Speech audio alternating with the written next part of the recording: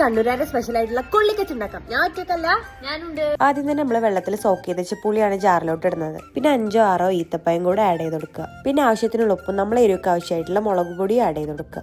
പിന്നെ കുറച്ച് കറിവേപ്പിലയും മല്ലിയിലും കൂടി ആഡ് ചെയ്തിട്ട് മിക്സിയിലൊന്ന് അടിച്ചെടുക്കുക. എനിക്ക് അത്യാവശ്യം സ്പൈസി ഇഷ്ടമായതുകൊണ്ട് തന്നെ ഞാൻ അത്യാവശ്യം മുളക് പൊടി ഇട്ടിരുന്നു കേട്ടോ.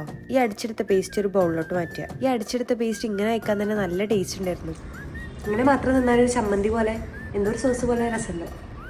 നല്ല എരിവും പുളിയും മധുരമൊക്കെ കൂടിയിട്ട് നല്ല ടേസ്റ്റ് ഉണ്ട്.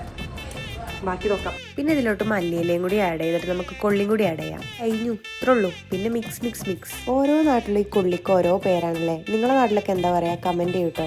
ഞാനും എൻ്റെ അനിയത്തിമാരും ഇതിന് പറയണത് കോലി ബേക്കറി കേട്ടോ. എങ്ങനെ ഇട്ടാതൊന്നും അറിയില്ല. എന്തായാലും ഫൈനലി ഇത് സെറ്റ് ചെയ്ത് വന്നപ്പോൾ നല്ല ടേസ്റ്റ് ഉണ്ടായിരുന്നു കേട്ടോ. ഇത് ഇങ്ങനെ തന്നെയാണോ ശരിക്കും ഉണ്ടാക്കാന്നൊന്നും എനിക്കറിയില്ല. കഴിച്ചുകൊണ്ട് നമുക്ക് വീണ്ടും കഴിക്കാനുള്ള ടെൻഡൻസി ഉണ്ട്. ഈ പേസ്റ്റ് നല്ല അഡിക്റ്റീവ് ചെയ്യുന്നു എന്തായാലും.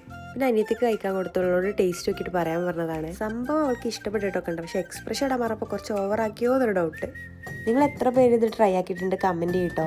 ഇനിയും ട്രൈ ആക്കാത്തവർ എന്തായാലും ട്രൈ ആക്കുക. അപ്പോൾ അടുത്ത കുഞ്ഞു വ്ളോഗായിട്ട് വരാം. അതുവരെ ബൈ.